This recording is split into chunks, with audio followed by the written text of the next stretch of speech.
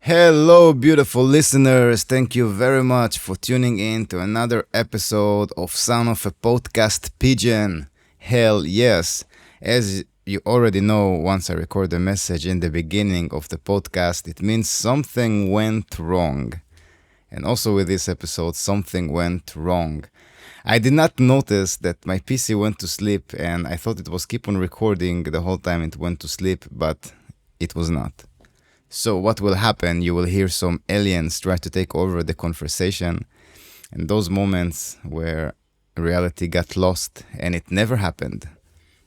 And we had such beautiful talks with Bruno about having he got some land in Portugal and about having oranges and just enjoying the beautiful weather there. And there are many other subjects that are lost forever, and you guys cannot hear it, and you will never know what we talked about. So I'm sorry about this, but because I fucked it up, I would like to offer to everyone who is listening right now, I would like to offer one photo session with me for one person of those who will comment on this post in Instagram with Bruno. Just go to Sound of a Pigeon on Instagram, find the post with Bruno with Soundscapism, and comment there, Sound of a Pigeon, you fucked up. Like, comment, follow me, and I will choose one winner who will earn photo session with me. Of course, you have to be in Berlin. And that's it. Thank you very much for listening. Enjoy the episode. Sound of the Pigeon Podcast. Sound of a Pigeon. Sound of a Pigeon Podcast.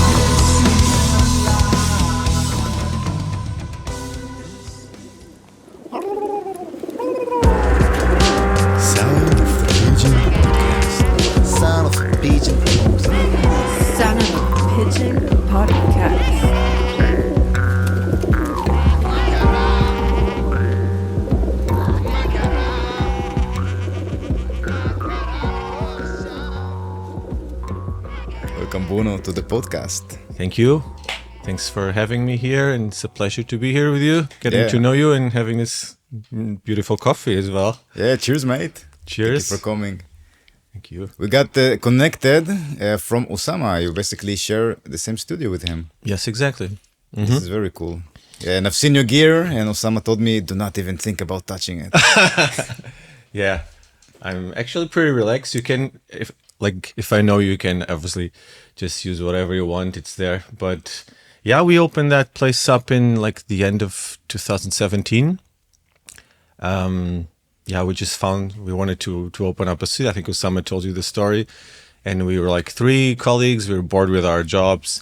And then we came upon that place and then just, open it up and just, build everything from scratch. It was just like a fucked up keller, like room cave thing, bed cave. And we just, made it nicer and make the acoustics, the whole panels, the whole treatment. We made it ourselves.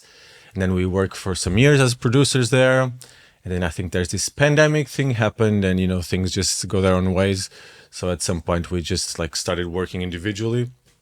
So right now we just split the place. So I'm doing my stuff, I'm doing my music, my productions, and Osama is doing his stuff as well. Yeah. Yeah, man. It's a very cool space. I love it. Yeah. There is really good vibes there. Yeah. It feels warm and cozy, and it's also not really inside the city, right? So it's a bit far away. So if you go outside to take a break, it's also peaceful. Yeah, it is. It is. It has a place upstairs, like a kind of garden, like an abandoned garden vibe. You've probably seen it. So you get a lot of the sand and some bushes, some wild, how do you say, the weed. So it's it's a fun place. You used to have animals until they were taken by the authorities because Animals? Yeah. What kind of animals? Proper like farm animals, like sheep and goat and chickens. The only leftovers are like the peacocks. They still scream sometimes. Yeah, it's true. We heard some peacocks. Yeah, you did. Yeah, they're pretty loud. Yeah, they're fun. But yeah, once I think like the sheep, they have to. Sorry, sometimes my English gets fucked up by my German. They get shaved, right? You have to shave them like yearly. Otherwise, they get huge rastas, they had huge bodies, right? They can't actually walk anymore. But the dude responsible for that place, I think he just kind of ignored, and then they called the authorities. So there was, from one day to the other, every animal was gone. Oh, shit. What happened with those animals? Good question. I think they were taken by some animal authority. So I hope they have a better life now. I don't know if they didn't have a good life. They were actually pretty chilled. But I think if you get like this rasta as a sheep, your life is kind of miserable at some point. Why not shaving it and then you can make money out of it? Yeah. Right? It's like a byproduct of nature. Yes. And interesting. People and their decisions. You never understand it. That happens a lot there, yeah. I think it's just kind of, just negligent. Okay, I want to have the animals, but I don't want to take care of them, right? So they just, hang there. But it was pretty sad because I really love those guys. Just coming inside, and you always saw that there was this mount of like a sand mountain, and there was always the big alpha vigilant sheep, huge, and she or he, I don't know, he was always looking like to see who would come in or not. That With the big horns. Yeah. Yeah, it's a he usually. Yeah, I think it was a horned one. Crazy. And that was always fun to come inside, and you would see this guy looking at you like, okay, thou shall pass. At least I could pass. But yeah, it was fun. If he wants to attack you, his horns in his head, those mountain goats? Yeah. They just hit each other with their heads. And this is how they fight for dominance. Man, it's insane. They just bash their heads against each other. Yeah. Wow. And then this very narrow like mountains where they can just fall off the whole cliff. Yeah, so right? this is insane. Locking horns, yeah. And they go on these very narrow stones. Yeah. They just go up and climb the mountain somehow. Like, wow, animals, man. Yeah, animals. And we think that we are sophisticated, but I think what makes us sophisticated is that we have tools.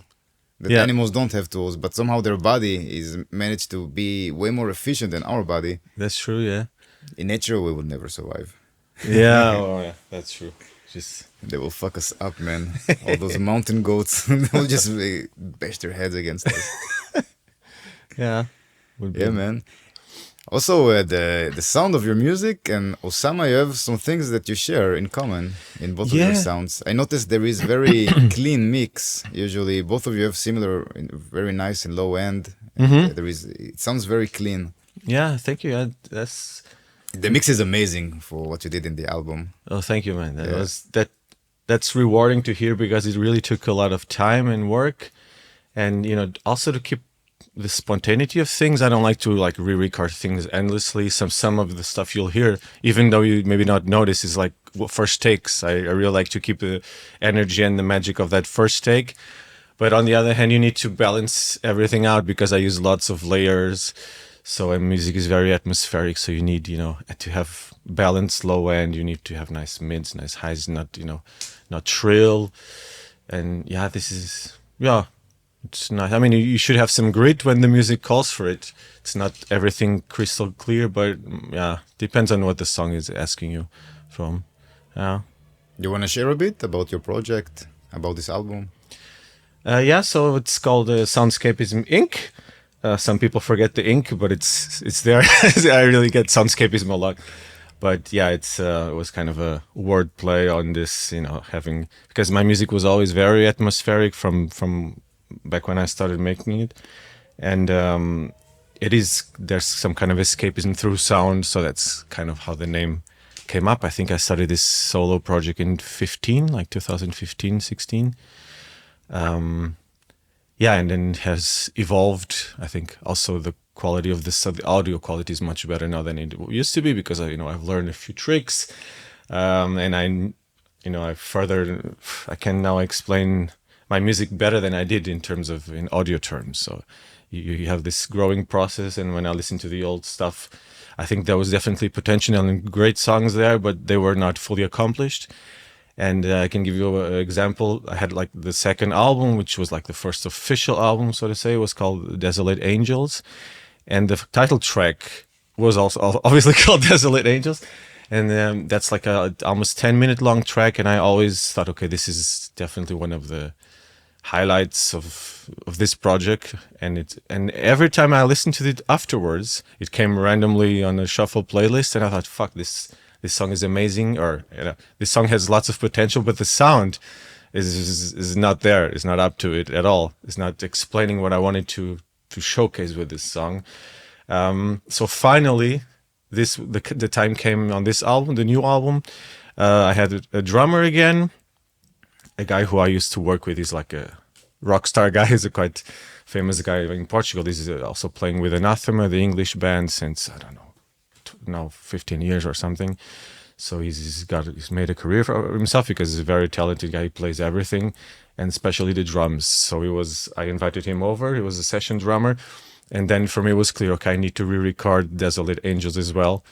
So I'm quite happy how it's turning out, and I will release it maybe in 5-6 months from now, because it doesn't belong to this album, but it does belong to the same sessions. Crazy. Yeah. You re-recorded the second album completely, or you just re-recorded those that were not good enough? Just that one song, the title track. Oh, only this one song? Yeah. The 10 minutes song. Yeah, exactly. Cool. Because, otherwise it would be too much of a hassle to go back to the past, because then if you start, then you're going to re-record everything you're not happy with, right? And you shouldn't. I mean, it's like, it has its role as it is, but yeah, some things really can benefit from having a new approach, and now it sounds as it should, because it's such an epic, existentialist, post-rocky, whatever track, whatever you want to call it. So it was also based in a trip I made to Iceland at the time. So it's very epic track, and if I even make a video out of photos, Iceland photos. Crazy. Yeah. So it's. How long have you been there in Iceland? That was in 2017, for 2 weeks, I guess, around the place. Short. Yeah, it was short. Yeah. It's a crazy place. Yeah. It's expensive as fuck. Yes, it is. They live good in Iceland. If you're just being born there, your financial life is good. Yes. Yeah. It's so insane. When have you been there? I never been there. I've been there once. It's not true to say I never been there. I landed to do a connection. So I stepped on Iceland and then went back on the plane again. Okay. But I learned a lot about Iceland because I'm very curious about it. For me, it's crazy that in 2008, this is what started to get my attention about this place. They completely crashed down financially. Ah, yeah. Mm-hmm. But they made something very smart. Yeah. So they took all the banks and they made it for the government instead of making it private as it used to be. And since then, the government really puts the effort to take care of the people. And since then, everything is going crazy with them. Their the economy is really going up. They have this the Icelandic Airlines company, which is also governmental, I think. I'm not sure about it. And then I've seen so many promotional and commercials that they do for Iceland. Wow. About the local food, and local things they have, and everything looks so epic. Yeah. And also they price it really well, but the quality is definitely there to price it like that. Yes. Yeah. So the way they market themselves and the business model someone had applied to this country, man, it's insane. Now they're one of the top economies in Europe or in the world in total, I think. Yeah. It's an amazing. Yeah, I got obsessed with that. How people can live there, and how they make it work really, really good. Because the entire Scandinavian countries, something is working really well there. Yeah, that's true. Yeah, for sure. And Iceland has they're so small, and they actually can trace back their ancestry from like centuries back. It's quite amazing. So the language is not touched and not influenced by modern languages. That's true. It's so beautiful, man. I really like the Icelandic, like this old Norse, but the Icelandic version of it. And then they always have these suffixes with it's dotted if it's a daughter, and so like really Viking style. It's just beautiful. I used to have like this obsession as a teenager with Norway, because I was into black metal, and everything brought me to Norway. Really. And then I went there when I was 19 or 20 years. Did you burn any church on the way? I did not, but I visited a burned church, which is an interesting experience, because back then when I see the pictures, I really look like a black metal kid, so like huge long hair and all dressed in black. And then I go to this, it was the font of the Stave church, and it was rebuilt after the burning, but it was one of the most famous one. It was like rebuilt with Finnish wood. And then I went to the priest and I asked what happened to the guy who burned it, because I knew he was from Burzum, was Varg Vikarne, like a crazy. He's crazy, man. He's really crazy. Yeah. But yeah, I mean, I don't endorse at all what is politics, but the music was quite amazing, because it was some of the most painful but still beautiful music I've ever heard. Burzum, it was really harsh. I mean, I didn't listen to it nowadays anymore, but back then I was like, whoa, I mean, this is really something else. The music he was making, even for that scene, it was something quite apart. But anyway, I went to the priest and asked him, hey, what happened to Varg? Which prison is he or something? And I think he probably thought, okay, this guy's probably on his side. Like he's asking me this question, not in a neutral way, because of the way I looked like as if I would be a fan or friend of Varg and not like any kind of Christian or something.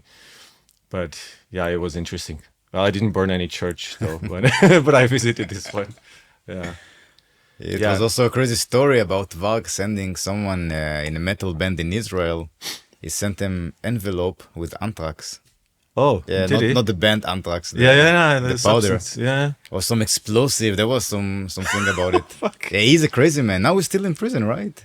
Yeah, I believe he's getting more and more. I don't think he's. But he's still extreme in his opinions. Yeah. I think he's not going to change. Once I think he tried to escape prison, and then he found him in a car in the mountains with lots of weaponry and all kind of shit. Oh. And then I think he got back to prison. So probably that didn't help to get like on an early leave. Yeah. So yeah, this guy. I mean, his ideas for Europe and all that shit is pretty wild. I mean, he's obviously But if you can manage to separate artists from the music, then he had definitely his talents, but as a person, he's really crazy. Yes. Burzum is something very extreme. For those who don't know it, I think this is how pain and suffering sounds like. Yes. It just sounds like pure pain and suffering. Yeah. Indeed. It can be very melodic in some ways. Sometimes there's more melody there than on the other black metal, like Dark Throne and stuff like that. But sometimes it really felt like a caged animal. The way he was singing, it felt like an animal who's, like in Norway, like a goat would have fallen in a crevice of a cave, and it was just hidden there screaming because he couldn't get out. That's the vibe I get from his music. It's so, like, there's the nature element to it, but then all this pain. I mean, this guy must have been lots of, Go back to the Les Paul.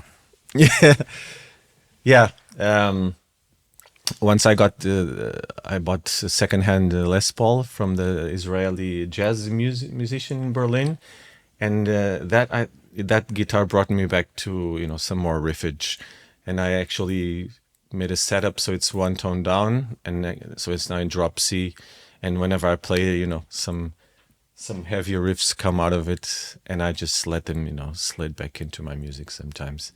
But it's not about the heaviness. Obviously, it's not a heavy band at all, but there are some impacts there, as you said, Yeah, to get the emotion going. And also the cinematic vibe of this whole album. It's wonderful. Yeah, thanks. There's a lot of going on. Maybe we can listen to one of the songs, and then you can, or you want to talk before, and then we can listen. We can listen. I think it's better than listening to me.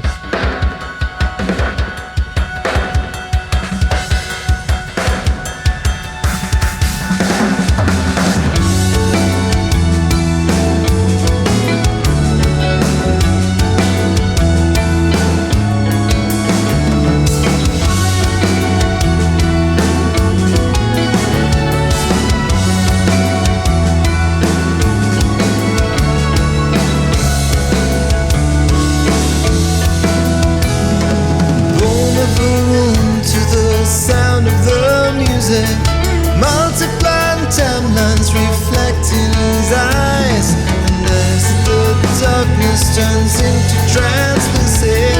I'm set to begin with a little baby crying.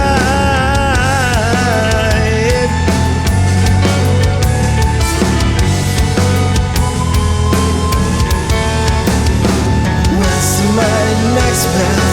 What's my next path? What's my next path? What's my next life? What's my next path? What's my purpose?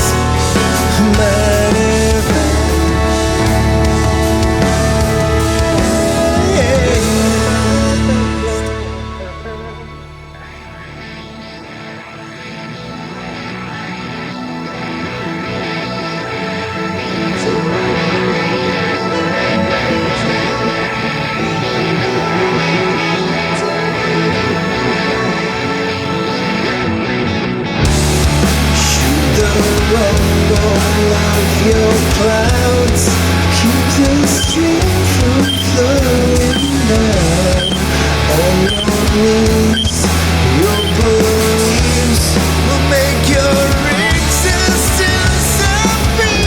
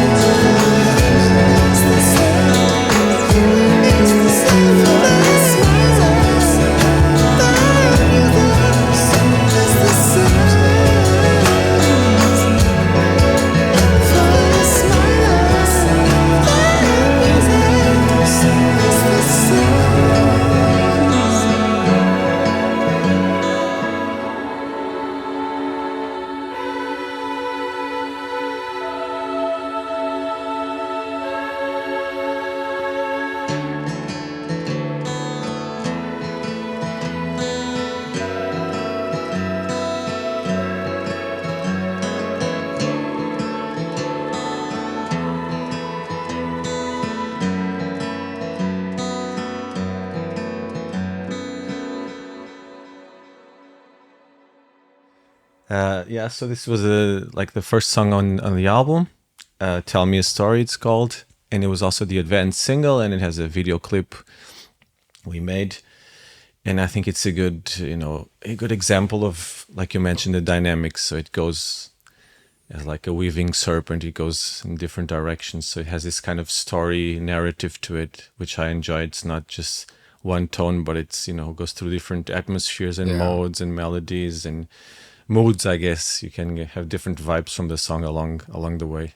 And hopefully at the end, you're not a better person, but you're moved in some way. Yeah. Mm-hmm. Yes. I would like to talk more about the players in the album. Mm-hmm. Who are the players? So, as I mentioned, there's Daniel Cardoso, that's the drummer. He's just pretty amazing one. What can I say? I mean, he can play everything, and especially drums, very good. But he's actually a trained keyboard player, and he has his own projects and everything. So he played drums. Then I have Manuel Costa. He's a bass player, and he's being more and more like becoming the second member of Soundscapism Inc. So now I don't see this anymore as much as a solo project, but it's becoming more. I mean, he's definitely always there when I need him and coming to the studio and jamming out songs, and even wrote one of the songs on the album, which then I did my own thing on it, but it's like written by him. So he's and the bass is very listenable. I think it's important to have the bass loud in the mix, because you can see then what it's bringing to it and not just being buried somewhere in the darkness. Then I have a guest singer on 4 songs. He's called Amado Peiró. He's from Spain. And this was like, I just posted literally on the forum musicians in Berlin or something like that on Facebook. Sorry. And I had some people, some replies, and actually he was the only one. I thought, okay, I got good vibes. I think this could be. I didn't know anything, but I thought maybe this could be something. And I just invited him over, and funnily enough, on that night, he started jamming on a couple of songs. So I have some songs I thought maybe the voice could fit here, but I wasn't actually completely sure. It was not definite. It was like a dynamic process.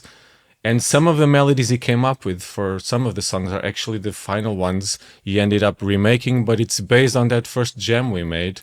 Crazy. So yeah, it clicked really well. It was really beautiful couple of hours where I thought, okay, this is definitely clicking, like glue. And yeah, he ended up singing on four of the songs. And yeah, that's pretty much it. Otherwise, I just did the other vocals and guitars and also some bass lines and some stuff I did. But actually Manuel recorded all the bass, and all the drums are from Daniel. Then I did some loops as well, drum loops and beats, and all the keyboards, and some of the vocals I did, and the better vocals are from Amado. Very cool. There are some moments that it sounded like Ozzy Osbourne is singing. When he goes really, really high, it sounds he got some Ozzy Osbourne qualities in his voice. Yeah, that's interesting. Yeah, with this raspy high. Yeah.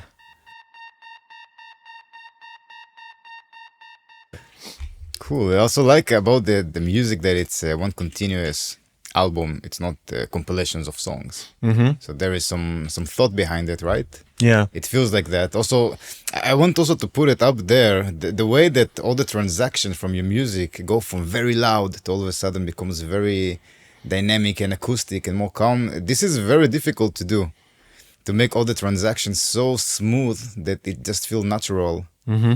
Like the wind is passing and then the moment is gone, and then something else is coming. It's so hard to achieve it with music.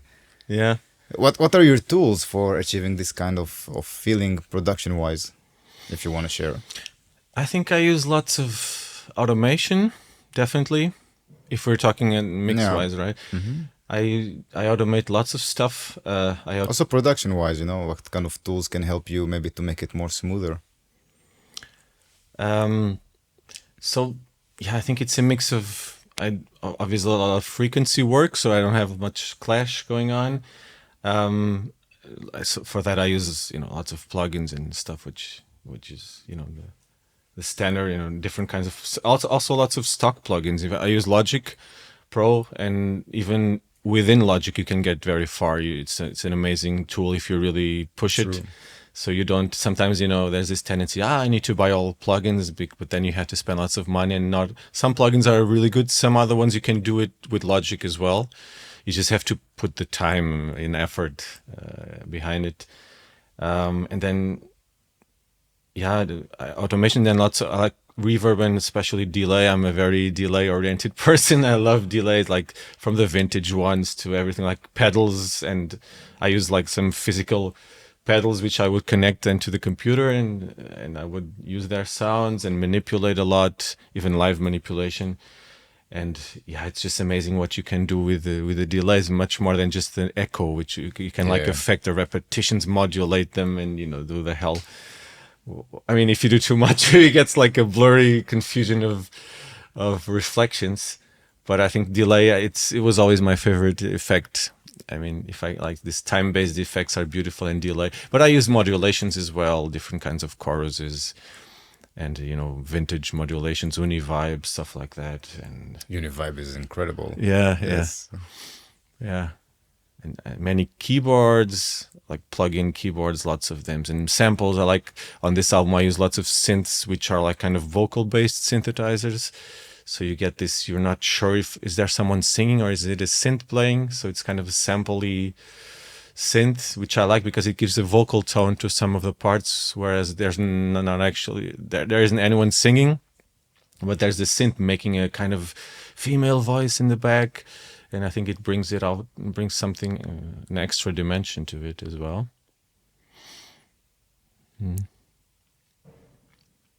Yeah, that's it. All right. That's interesting. Have I missed something? Probably I have. That's interesting. I like to see how other people think about the production, because this is something, it's very personal, right? Yeah. But there are some stuff that are working no matter what. It's like the laws of the universe. Yeah. If you're gonna jump from your balcony, probably you're gonna fall down. It might you know? happen. Yeah. So there are some stuff also, some tricks you can call them, or some techniques that if you apply to mixing or to production, then everything goes well. It goes better. It's easier. Yeah. Like separation of frequencies as well. Also, how do you approach it? Do you just start something and then you start to build on top of it, or you have a feeling and you just try to do as much as you can to apply this feeling? It's like either you have something already you want to achieve, or maybe you have something that you just experiment and you see where it takes you, or maybe it's both of them. I think it's probably the latter, I would say, that it just starts by some kind of melody or feeling or emotion, and then I just build onto it, because in my kind of music, and being that it's a kind of solo project, it's not like that the band would come and record the drums and bass and guitars and then or vocals and then it's ready. It's all like a symbiosis. It's the way I was talking to my singer, he was asking me the same thing recently, and since that's why I began the album 1 year ago, and it's just ready since 1 month now, because it was not just working for 1 year, definitely not on the mix or this or that, but on the global things, from the songwriting to the arrangements to this part and that part, and now a new guitar part, and now maybe change something, maybe take off because now it's too much. And that's like this process. In my case, it's one and all. So I start mixing already when I'm doing stuff, because I want things to sound well, right? So it's involved from the first recording. You try to get a good sound, and you already try to have a good balance, and then add some. I love arrangements. That's a very important part of my music. The arrangements with all the keyboards and samples, and you spend hours looking for the perfect sound for that specific part. You spent hours looking for a sound, really? Sometimes, yeah, because you have this huge sound bank libraries, so it's like, oh fuck, now I have. And how do you go with that? How is the adventure looks like when you want to find the sound? You just go and one by one and you play the same part? Sometimes, like if you would know, because they have these names, like imagine the synth banks would have different names, and maybe sometimes you can filter out. If you're looking for a more ethereal, angelic sound, then you can actually filter already, and it would present you the ones more adequate. Otherwise, but still, maybe there's 150, and it's about trying out and then playing with the MIDI keyboard and seeing, okay, which things can work, playing to your song and to that specific part, and trying to find out, okay, what works here, what not. Yeah, it can be exhausting, but it's not every time, but for some parts, now I need kind of a spacey sound here, and then I'm gonna look for it. And sometimes it comes, sometimes it doesn't, but it's still worth the trip. No? Yeah, this is true. Yeah, it's worth the journey. And then in the end, the tools that you get are incredible. Yeah. Yeah, true. Who is influencing you to do kind of music like that, either mix-wise or production-wise? You have some characters that guide you through the process? I don't have like specific producers that I would follow their tools, or that I actually watch the tutorials, and I have watched some, obviously, and there's obviously amazing producers who are doing. I watch lots and lots of videos about music, like Rick Beato and all this. I love watching everything music related. It can be instruments, it can be technique, it can be the history of music. It can everything. Just analyzing records, I think that's very fascinating to me. And you always learn some things. And technically, yeah, you need to learn about maybe some, microphones or preamps or whatever things you need to buy or to enhance your setup. But I just really try to go with the flow and follow my ears when I'm talking about my own music, right? Because that's just the way you kind of know or you feel how you want it to sound. So in this case, I'm not directly taking tools of a specific producer, even though I love the work of some producers out there. I just try to get the music to sound as good and as I can, that it makes sense in the end, and not just clear, not just this or that, but just that it's transmitting what you want to transmit when you create it. At the end, it has to sound, it moves the heart. Yeah. Then you have also a lot of layers that you can achieve so many with having layers. And I noticed a lot of people don't do it properly. It's very tricky to layer instruments on top of each other. Yeah. Like, what do you think is the most difficult thing about layering? I think it's like those mids, man. The mids. Yeah, man. That's those 600 hertz. Yeah, those fucks. Yeah, man. Yeah. It can be tricky, especially if you need to. I tend to sometimes I even overdo. That's the critique I make to myself, that I put too much shit on the songs, and sometimes the trick is actually to back off, and take off. Try to keep. I don't want to keep it too basic because that's not who I am musically. I can't. It's like doing a punk record or something. That's not my music. It's very atmospheric, so I do need layers, even if they're really in the background. I do need lots of layers. But sometimes, however, maybe you need 1 or 2 layers, and then let the other things shine. You don't need 4 or 5 or not. It's still this noise and that thing I just got in the park of the birds singing, and I think I've managed with time to make this more and more, and I'm happy with the new album. People have been telling me that everything breathes in their own space, and that was important, because everything has its own role, or it should. But there's conflict, there's frequency conflict, and with all the guitars, each time you add a new element, you have to find space for it, right? Yes. And it can be tricky. But that's also the challenge. That's also the beauty of the mixing, right? Finding place for everything and taming those frequencies, getting out of one instrument but giving it back on the other, and that's a challenge. Yeah, automation plays a big role in how everything sounds. Also, I got a tip, I don't know from who, about mixing, that always imagine there is only one instrument that is in the spotlight. And that's all you think about. And if you think of mixing like that, then all of a sudden it makes a lot of sense. It's like a theater. That's how I see that. Yeah, with the main actor and the... Yeah, there is always only one character or one instrument or one element that is in the spotlight. And it depends, like, for example, Red Hot Chili Peppers around the world. Yeah. You know this song, yeah? So if you pay attention, there is this, after the solo, after everything goes crazy, there is this bass, pom, pam, pam, pom, pam, pam, pom, pam, pam, pam. Yeah. And the volume goes really high on this part. And then when it stops, all of a sudden it goes back down. Yeah. And so now the bass is in the spotlight, but then it goes back, and then Anthony Kiedis is back to the spotlight. Yeah. And the rest, it doesn't matter. The bass is still there. It's not really in the spotlight, so maybe it got less.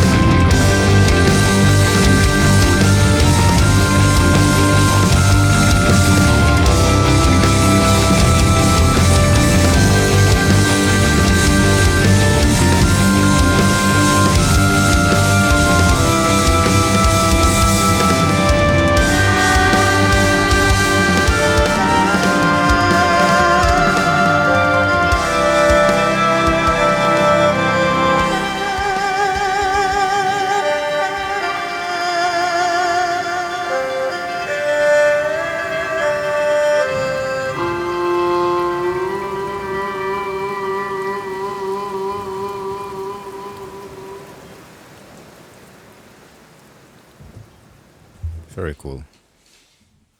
Thank you. What can you share about this song? So it's the second song. It's called Thunderstorms of My Youth. Yeah, it's kind of, I don't know, groovy, but still nostalgic song.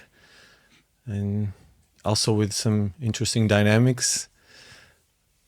It was maybe the last song that I made for the album, but it ended up as a song number 2. Yeah, and I think people who have been listening to the album, most of them mentioned this song, so it must have something special for them as well, which is nice to know. Yeah, and it features this interesting erhu instrument, a Chinese traditional violin, which is very beautiful. I think it gives it an extra touch. I know when I was experimenting, I came across that sound and it just clicked. And I think the main thing about this song for me is that I created it through using you always have this left field pedal, the crazy pedal on your pedal board. And I have one, like a microgranular synthesizes delay, blah, blah, blah, blah. Spaceship. Yeah, it is. It's small, but like spaceshipy. And it makes this amazing sounds like sound manipulation. And it gives you back the sound in like an arpeggio glitchy way.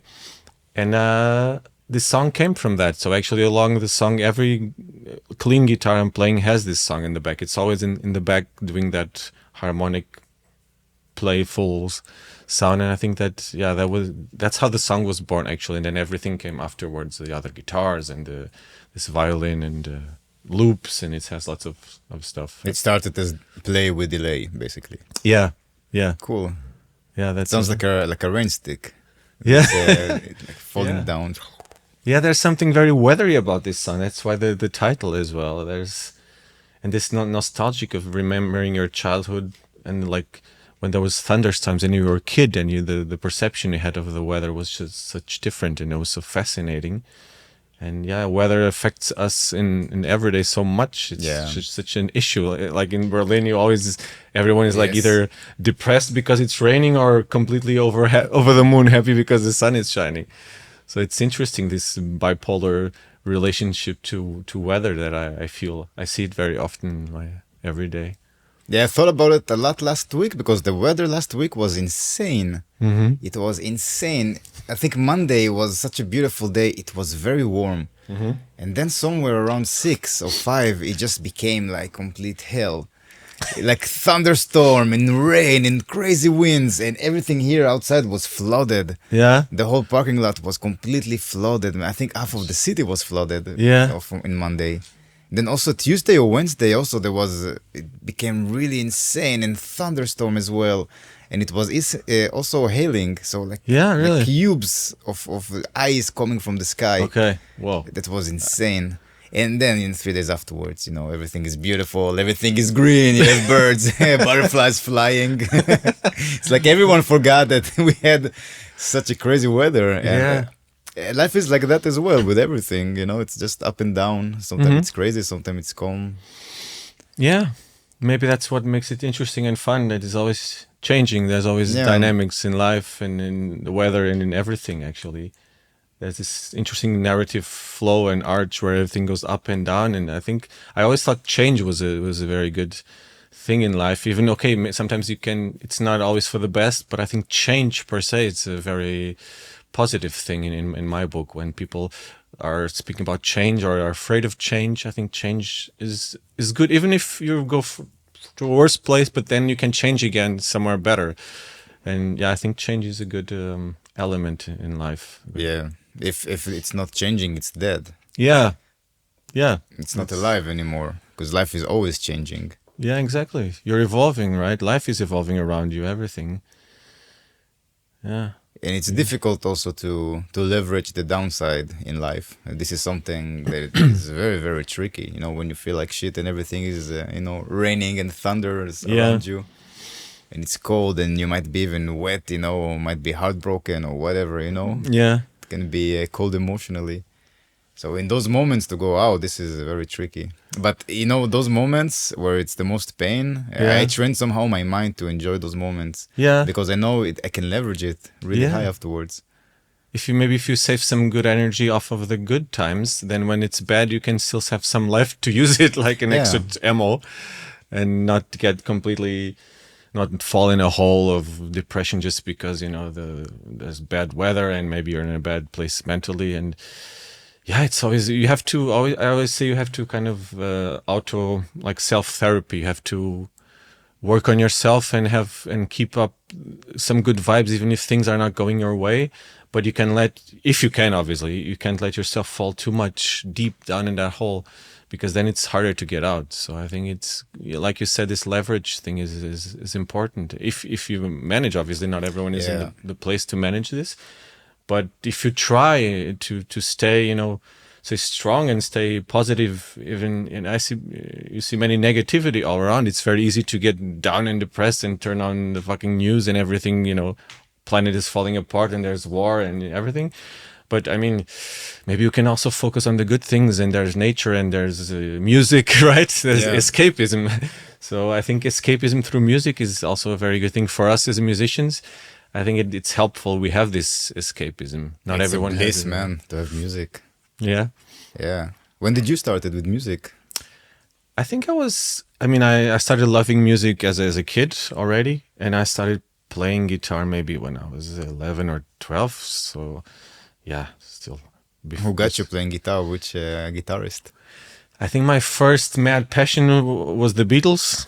Cool. Definitely, I was completely obsessed with the Beatles. I knew everything back then, and you didn't have that much, you know, information and internet and everything. But whatever, I would buy magazines or, you know, just, I don't know, read books. I don't know, just listen to the music basically. And so the Beatles were like a very formation band for me. And then afterwards, I evolved in some more. The second passion was already Guns N' Roses. Yeah, man. Right? I mean, they're one of the best bands ever were on this planet. Yeah. So yeah, man, Appetite for Destruction is insane album. Yeah. And then the User Illusions album, it's masterpieces. Yeah, both of them. It's very progressive, man. If you think what I think mostly Axl was trying to do. Because if you compare with other hard rock bands, which was more about, you know, just glam and the girls and Vegas and, you know, drugs or whatever, they had that component and their punky attitude, but they had also this, like a song like Estranged. I mean, yes. It's so beautiful. It's a masterpiece. Right? And it was so progressive if you think about it. It's not like typical hard rock at all. It's a very progressive, emotionally deep song, very dynamic, always changing, stopping, starting. It's a beautiful song. And I like that Axl went all over the top with the Use Your Illusion albums, and yeah, this is just very. And then I got into like Faith No More was also very important for me, and I mean that's just a one of a kind band. There you can't compare them to anything else. They're just on their own league. And of course the grunge bands, like especially Alice in Chains, I really loved. And then I also got into like Iron Maiden, not like their neighbors, but just Iron Maiden because of the melodies. I always liked those beautiful twin guitar stuff. And then I went further. I went into gothic music. I went into more metal. And then at some point, black metal came into my life.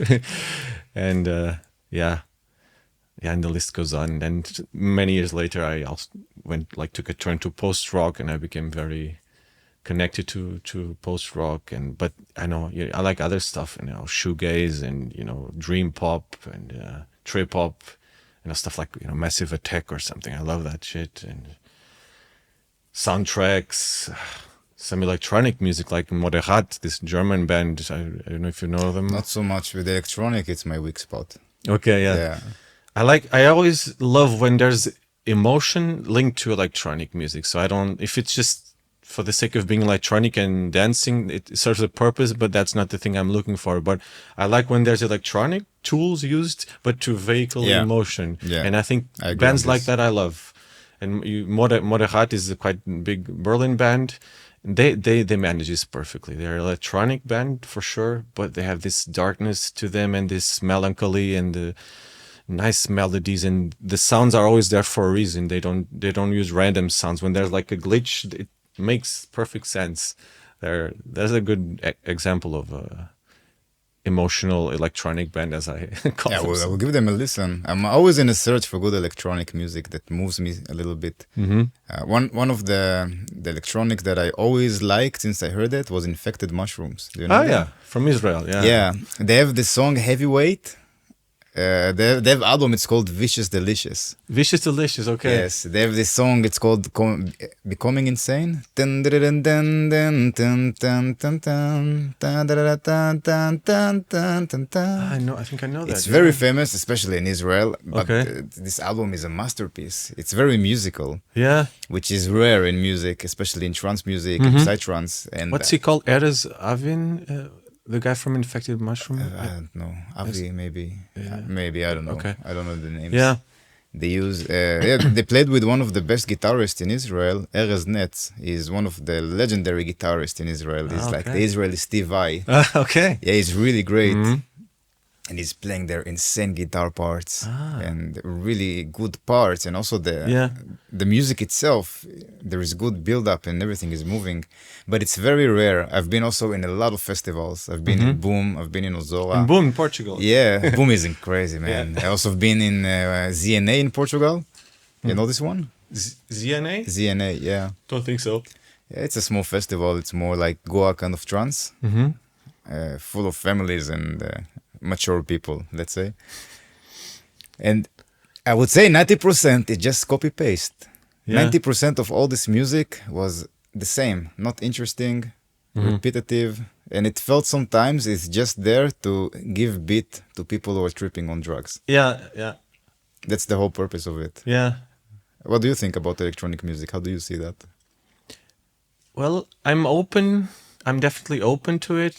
And like I mentioned before, the Berlin has opened me even more to electronic music. So I like to use it at some points, but it's important for me that the melodies are there and some kind of emotion, because I'm very melody oriented and not just the beat and stuff. And I think if it's like some techno, like I used to listen as a kid, I went to trance parties in Portugal, and yeah, it's very fast and heavy, and it's probably, just to make the drugs work. But for me, even being in a club, if there's that song which has that melody, I'm always, even if the beat is very strong and everything else very trippy, but if there's that melody, then I notice it immediately. It's just my brain starts, fuck, I like that. What's that? And then we'll find out. So I think there's interesting, definitely electronic. You can use electronics very interestingly in different kinds of music, because you have the techno, the house, you have also the trip hop is also electronic in a way, or like Morehat, as I said, I don't even know what they call it, minimal, but yeah, I think it can be quite interesting. But like you said, it can be also monotone and repetitive if you just put that beat at 4 on the floor, and then you just get some crazy fucked up sounds so that it interacts with the dragons in your mind after taking some chemicals. Then it serves a purpose, but then it's not the kind of stuff I'm going to listen to at home and enjoy musically.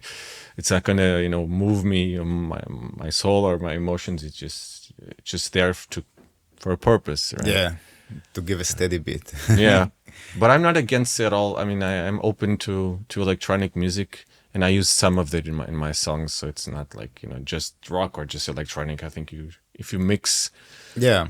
Electronic elements are important. I definitely use them as well. I think it's maybe the culture of DJs. They make it so easy. And maybe it's also the nature of the music. I think G is the note you want to play the most because it resonates the bass the best, right? If you use like G sharp, so then you can have some phase cancellation with the subwoofers. And then the bass is not as impact as it can be. Okay. So you need to find the right frequency, so it will resonate also with the low frequencies in the sound system. And I think G is the right note. So this is why you don't have so much key changing, in electronic music. You want to keep it sonic-wise really good. Yeah, there's no modulation. Then it just shows a drone and then it sticks to it. And it's usually minor as well. It's not major. Yeah. So this is interesting. But what I like about it, that the play about this music is with the frequencies. So you have elements that play different frequencies, and if someone is really artistic and creative at what they're doing, you can have some patterns that high frequencies play some rhythm or some melody, and then you have like mid frequencies, and then somehow they interact. Yeah. But I don't have anyone specific I can put. Well, Infected Mushroom, I knew them. I had like the classical Mushroom Yeah. album and something in converting vegetarians. They have also album The Legend of the Shawarma or something like this. Stimmt, yeah, The Legend of the Shawarma, yeah. They're interesting. I listened a lot back then to classical Mushroom. I remember that one the best. Yeah, the classical is very much iconic, I would say, the sound of them. Yeah. And all those big synth melodies and classical melodies in that album, yeah. Also, in your album, there is good melodies, and this is what I really noticed when I first heard it. Yeah. Yeah, with the guitar. Yeah. You play chords and then the melodies show up, or you play melodies and then the chords show up to support it? Yeah, I play. I don't even know how to call it. It's chords, but yeah, it's kind of. It's not like strummed bass. It's just, a mix of chords and patterns that I create, or some arpeggios, or some, depends, some riffs in a way. It's kind of riff based, even if it's like a clean guitar. And then some melodies would just go on top of it, either being guitars or synths or whatever. They just fall on top of one another. It's because, and I think I was always very used to melody, and that was the thing that always kind of struck out. Even when I was 20 years old and creating my first project, people always say, oh, that melody. And I think I was creating also the music was dark, but there was very melancholy melodies. And then at some point I think I evolved to something where I let some more sunshine into the music. So it's a mix of, there's still melancholy, but there's also very dreamy stuff, and sometimes even major stuff as well. So I don't like to keep to just sad boy music, but just mix it up and let some light and sun inside. And as I think the post-rock brings that up, it's not always melancholy. It's very rich in terms of emotions and colors and palettes. Yeah, more major scale. Yeah, Post-rock. there's always, I like playing with major and minor. Once you go to the minor, the next time you go to the major. I think it's very enriching to make modulations and play with different scales. And I love Lydian. Lydian is a major scale. I love her. Yeah. I mean, I think Lydian, once I found what Lydian was about, because I was like, oh, what's that note, that high third augmented? And I was like, fuck, the augmented fourth. So I was always, what's that mode? And once I found about it, yeah, there's a name for that. And that's common through many stuff you hear, even soundtracks. Yeah, The Simpsons is Lydian. The Simpsons, Yeah. Danny Elfman. So it's very quirky. It has a very dreamy, quirky, playful character to it. Yes. And I can always tell it, regardless of the style of music, when there's like a song in Lydian, I was that's the Lydian. Yeah, that's why it sounds just so magical. It's magical. That's the word for me for the Lydian. Once you see that, you hear that keynotes from the scale, and I like to use it. Yeah. Yeah, there is something very epic about it if it's been used correctly. Mm-hmm. Yeah. Also, I really like if you take, for example, E chord, E major, and then you play C. Yeah. There is a name for it. I forgot the name. But when you play the fourth, but you make it major instead of minor. Or was it the second? No, what is it? But yeah, you play E major and then C. And it feels like Lydian. I don't know what about it. But it just like this infinite rising. Yeah. You know what I mean? Trying to get there. Yeah, like usually when you play a chord or melody or chord progression or a melody, you would like to have kind of resolution. Mm-hmm. So you do something, you go to a journey, it depends how complex you want to get, but in the end you want to go back home. Yeah. Or not. And there are some chords that you play, if you play, let's say, C, and then you play F, then each chord resolves to the other chord. So it's like infinite. Ah, okay. You know? Have you ever tried that? I might have, but it's like a kind of suspended thing, right? That there's no proper resolution. Kind of, yeah. Well, it's like F is the fourth. Yeah, F is the fourth of C, so it's not really resolving into anything. Because it's part of the scale. And if you play the fifth, which will be G chord, then it resolves back to C, right? And C will sound like, oh, I landed. But when you play it relatively to F, which is the fourth degree, then it always feels like C is pulling back to F and F is pulling back to C. Okay, So I you have to can- try it to exactly know what you mean. I have to try it next time I pick up the guitar. Yeah, it's really interesting, man. I love the stuff about music theory. I was so bad at it. I did not understood scales, and I did not understood the Did you moduses. study some music theory or just like? I had one of the best teachers, Mr. Rick Beato. Mm, Man, I studied a lot of his videos. really? Okay. Yeah. And I'm so happy he did what he did on YouTube. Yeah, it's. I actually bought the book, but that's really complex. Man. They also, I That's have it really- printed somewhere. Yeah, book. the Beato book. It goes to really complex places. At points, it's like, "Ooh, okay, I'm getting lost here. I mean, I know some of the theory, but at some point, it's really this guy's like brainiac, but it's really interesting to. I always watch his videos, no matter what he's speaking about. Like, Yes. what makes this song great, or when he's interviewing producers, like the interview with Butch Vig, that was so cool. Like the producer from the grunge bands and like Nirvana and Smashing Pumpkins, but it's just so interesting, and he knows his shit. So he's like a very professional interviewer in terms that you can talk in the same level with this producer, right? It's not just asking questions. He knows exactly what and the mics they're used and the amps and the preamps and everything. And the process and the mixing. Yeah, I learned so much from him. I really love the series that he does.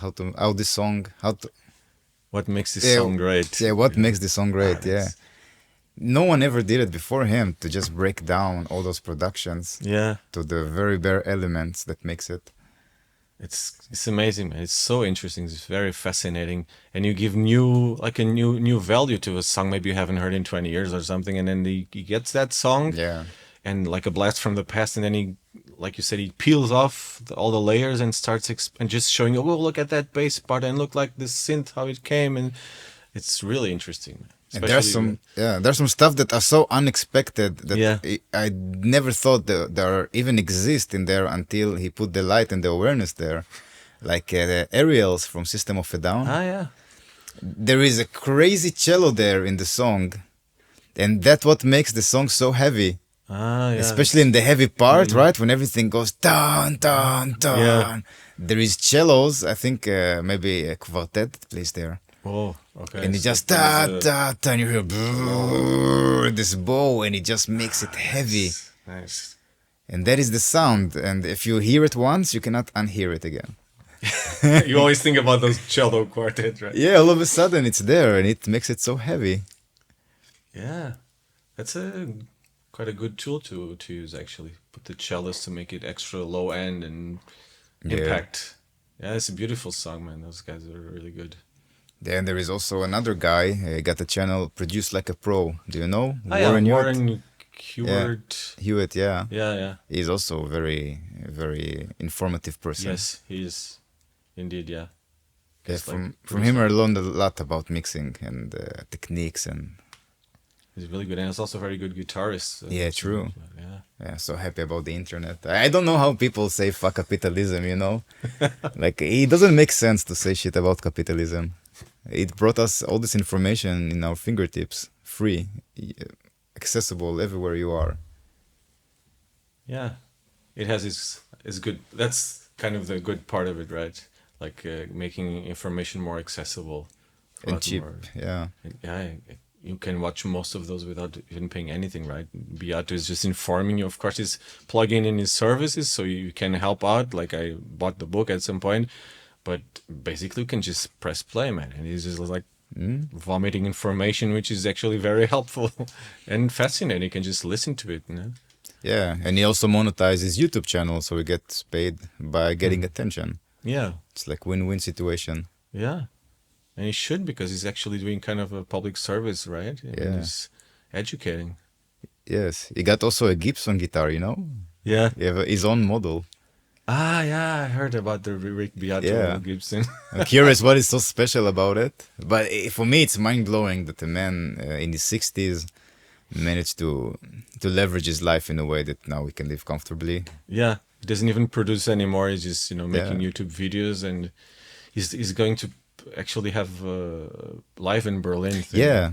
Yeah, I don't know what exactly he's going to do there. He's going to play his music or he's going to I think he's just lecture? I think he's lecturing is like kind of a YouTube video but live. Well, probably there's other questions you can ask him, But I think it's about what he does on YouTube. He's going to do a small version of live. So It's really soon, right? Like in July. yeah. Oh no, in October, sorry. I think I also thought it would be soon because he keeps mentioning it, but I think it's actually in October 20 something. October or September. Are you going? Depends on how much. I think I've seen the price and I was like, okay, let's see. Well, but everything is concerts are also very expensive these days. I just have to get used to go again to more concerts. I kind of. Everything is more expensive. I'm thinking if it's just a phase of life. Yeah, I follow some financial people who share their ideas. Mm-hmm. Most of them agree the moment everyone are start to be unemployed, that's the best moment to buy stuff. It might be the bottom when everyone getting fired, then from there it's just gonna rise. But until there, everything just gonna go down more and more and more. Yeah. And company is gonna lose their value more and more and more. Mm-hmm. Are you into financial stuff? Are you following that? Not really, no.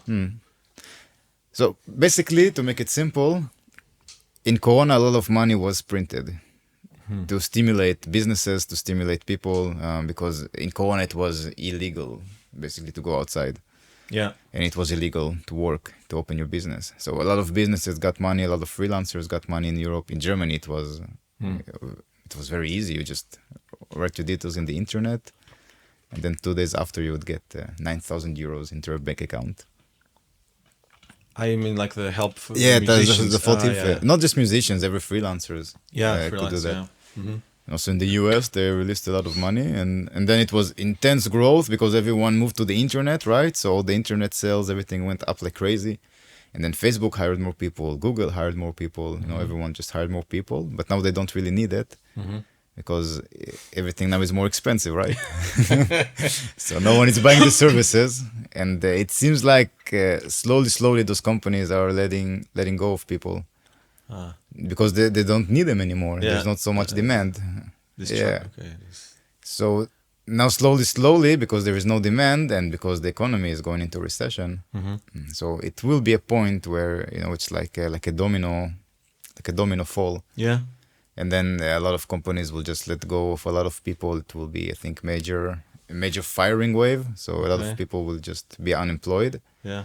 And when this moment will arrive, then it means now everything is the cheapest it's ever will be in the next, decade, probably. Because the people don't have money to buy things, so the price have to go low. Yeah, everything goes low. Everyone just want to sell stuff, if it's real estate, if it's projects, because now money is even more expensive than it used to be. If you would borrow money 5 years ago, you would not pay anything for borrowing. You would just borrow it and then you would bring back with 0 interest. Yeah. Or even 1 interest, it's very easy. So if you have a company, you just need to make sure you make more than 1% as profit and you can pay your loan, right? So your company can keep on going. But now it's 10%. Wow. So your company with 3% income, it doesn't really help you. You need to have more. So all those companies are not so efficient. Yeah. They cannot pay anymore. So they're being closed or they've been bankrupt. So they need to fire the people. Yeah. And all the big companies, it's like a domino. Everything. Everything's connected. So, Yeah. So we will see what will happen. But it's good time to accumulate cash, in my opinion. Okay. Nowadays. Okay. Yeah, and it's in the last year just to work, to get more cash as much as possible. This is my approach to it. And then when everything is really shit, it's the time to buy. Yeah. Buy houses, buy companies, start your own projects, buy promotional stuff. It's also a bit hard to save money right nowadays because everything just became so expensive, right? Yeah, It's like 1-2 years. The same things you'll be buying for much more money. If you buy less things and you pay more. Yeah. So you have to really manage up your finances and your approach. Yeah, that's why more money, because everything is more expensive. So if I want to have more cash, then it means I need to generate more cash. Yeah, Then cash cow. Yeah. Milking that cash Money cow. bee. Go and collect money. Yeah.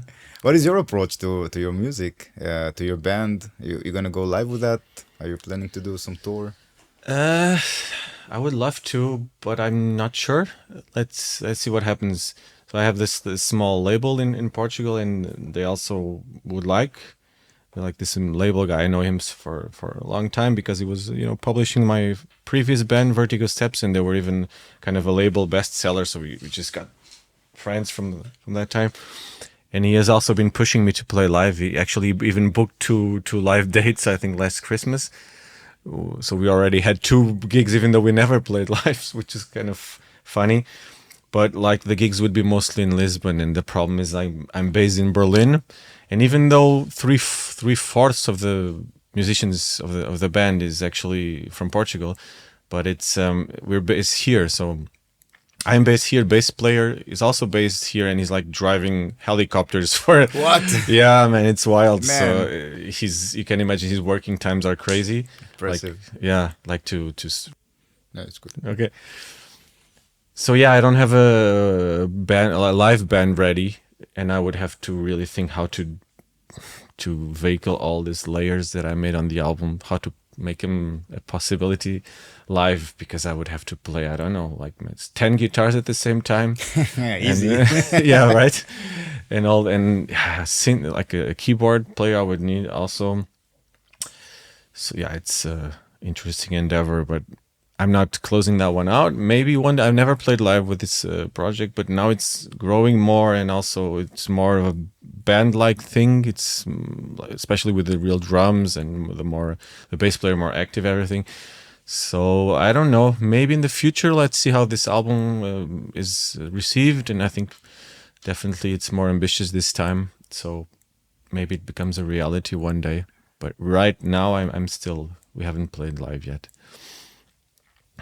And you have some business plans for the music itself? Do you wish it will go viral? Do you wish it will be sold? I think everyone wishes it to go viral without having to go to TikTok or something. Yeah, just post it on Spotify, and all of a Yeah. sudden everyone Viral. will be aware of the value of the music. because it's the only release on that day, right? It's like, yeah, I think for me sometimes that's the problem, because usually when people listen to my music, I get very good feedback. The thing is, getting people to my music, that's not just my problem. Many musicians suffer with this because there's so many stuff being released with varying degrees of quality, and it's hard to have things out there and then have actually people listening to it or like getting reviews out of it.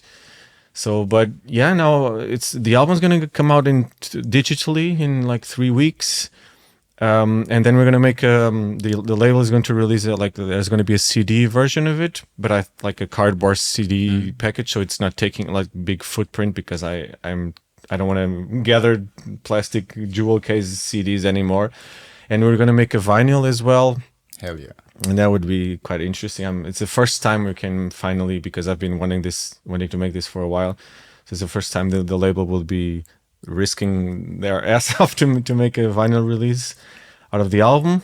I just have to shorten it up a bit for the vinyl release, because it's just one vinyl, so there's a time limit, and we're working on that now, so it should come out in whenever, maybe a few months, not that much. And yeah, the album is coming out on July 20th, so I'm digitally on all platforms, and now the single is already out. And I already have actually the album on Bandcamp, but like officially on every platform, it's going to come out on July 20th. Yeah, and I hope it's going to be, my main goal is to be, of course you should mark it as well, but my main goal is getting the music out there as much as I can. Is that I actually want that the more people possible will be exposed to the music, and it's not just about making money, because at the end of the day you end up losing. I mean, I spend a whole year making this in studio time, and then you have to hire for the artwork, and the video I make myself, but then the mastering was really good, had obviously to afford it, and the session drumming, so everything is a cost. It's at the end of the day, it's like, okay, this cost is out of the way, and now whatever I can get back is nice so that I can keep making music, but I'm not financially focused so much, because otherwise maybe I would start then pop music and try to get rich with that. But I still think, for me, I think this music is very accessible, and it's in a way catchy. It's just not catchy in a pop way where everyone can have 2 minutes and dance to it and shit like that, and be playing on massive radios. But I still think there's a potential. It's not very weird music just for a small niche. At least that's not the way I see it. I think it's still very melodic and it's well produced and it's rhythmical and it's catchy in a way, just not in the most poppy. Yeah. Yeah. Yeah, there is a lot going on in the music. And I think also those who listen right now and also listen to the music and they like it, the best way to support artists is actually to go to the Bandcamp and purchase digitally. If you purchased once, it's like 5,000 streams on Spotify. Equivalent. Yeah. So if you want to support, it will be very helpful just to Bandcamp purchase. it, people. Yeah. Yeah, Bandcamp. Definitely. Because then the money would go to the artists and it's a good percentage. Whereas Spotify, we don't even need to talk about this. What you get is like recently, I think last week I listened to the Cradle of Filth, which is not a small band at all. And the singer was saying that he got like £20 off Spotify sales, and they had like millions of streamings. £20, and he got off. Maybe the royalties is the royalties going to someone else, probably. Yeah, probably. Also, the label takes a part. Yeah. But he said at the end of the day, it's so low that even with millions of streams, and this is not a small band, he got like £20. You can go have dinner and that's it. I mean, it's ridiculous. It's very ridiculous. I don't know what the system is very around is like inverted. I don't know. It's the money's going definitely to the wrong places. So yeah, Bandcamp is definitely a way to support directly, to support the musicians, and then also ordering the physical copies if someone can obviously likes enough to buy the CDs or the vinyl from the band. It's better than Spotify and iTunes. Yeah. Shall we listen to another song? Sure. Yeah, let's go for it.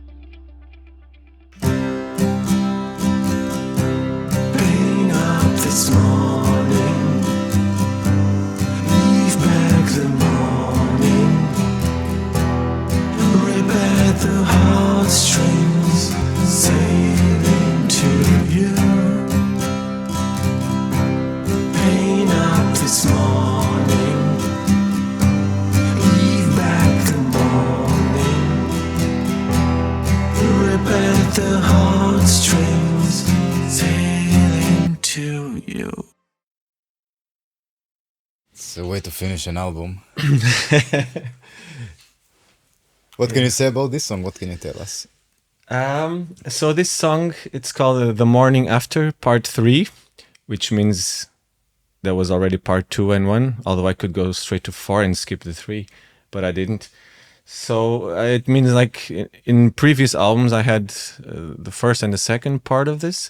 So it's like a haunting melody, this main piano melody, which keeps coming back to me. So I always feel I should do a new interpretation of it and add new things. And so the main piano melody is actually the same in all those 3 parts, but this one evolved a bit. So there's now real drums, and so the production is the modern one.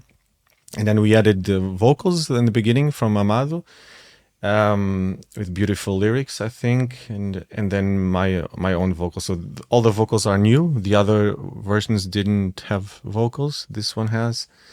And yeah, like how it starts very impactful and it goes to a very sweet, beautiful, dreamy place, and then it ends very stripped. For me, very stripped, because it's just acoustic guitar, voice, and piano in the back, and it just, brings things home. It's like a kind of a bonus track because it's like part 3, but it's still rounding up the album. I think it's kind of a bye-bye song. I think it's a closing song, I feel. Yeah. What I noticed about also the soundscape and how everything moves, it's very elegant. Thank you. Yeah. It's like I'm going into a wooden room and everything is been designed really well to satisfy. Yeah. It's smooth. I think the transitions are. That's a nice arrangement in this song. It's the middle part is very smooth. You have like this guitar swells, and you have and then some percussion comes in, and it becomes more playful. Yeah, I think it's well arranged, I think, and it's very impactful in the beginning. It's very, emotional, and then it becomes more tranquil, a bit more soft and smooth. I like how the 3 different parts just, go into one another, transition. Yeah. Are you working also with another artists from Berlin, producing their music, helping them? Well, I used to, when we had the studio, when we were working as a duo of producers, we had different clients and collaborations and even guests. We made some sessions as well. We invited 3 Berlin bands, and we made, one of them was actually Shinaski in Space. So we had Izumi that you had here. Oh, Izumi, cool. Yeah. Izumi was on our studio. He was a really amazing piano player. It was like playing 2 different keyboards at the same time. We met really interesting Berlin-based musicians. So, and I will probably work again with musicians as a producer. So for now, last year, as I said, I was spending around this beast, this album. But now I think I'll try to get the space to also produce again some artists and interesting, there's so many people out there who maybe need some guidance or some help or some, just whatever you can bring to the equation. Yeah. How would you like to finish the podcast? How can people find you? Well, wandering through the streets naked, maybe they see me. No. Well, I think I have a website now since a couple of months. It's called soundscapisminc.com. So you can't go wrong with that one. And I think that's a good aggregator, because if you go to the website, then you have everything. You have all the links for Bandcamp and Facebook and whatnot. And you have the videos, and you have info about the band. You have some blog with the latest news. You have the discography. You can contact us. So there's email. So I don't think I need to, give everything extra. Just go to the main website and take your time there. Hopefully it's interesting, and you can watch some videos and listen to some songs and support if you want, and just spread the word. I'll be happy for every new listener I can have. Yeah. Yeah, on the Spotify, most of the people listen on Spotify. So if they scroll down, they can see all the links, and they can click on that. So you can click on the links, you can see everything. You can follow Soundscapism. You can even comment on the podcast. Yes, please do. We would like to know if you made all the way until here. Yeah. Were we interesting enough for you? We hope so. Yeah. What did you like the most? Write some down. And what you did not like at all? At all. Write it as well. Very bad. This guy's an asshole. Yeah, Well- write everything you want. There is no censorship. We get everything. We take everything you can say. The main thing is you comment, but whatever you want to say, it's free world, right? We're here to listen to your comments. Yeah, most important is to know who really made all the way up to here. Yeah, those are the tough guys, you know? Yeah, Just hearing people chat about music, I think it's beautiful. I like to do that myself. I made it to the end of the pod. I never interrupted the ones I heard. I never interrupted them. from Son of a Pigeon. From Son of a Pigeon. First, because I'm very seduced by the sound of the pigeon in the beginning when it's like, Oh yes, fuck, man. I love that. I always love that. Pigeon part. gets inside your brain. Yeah, man, I love that sound.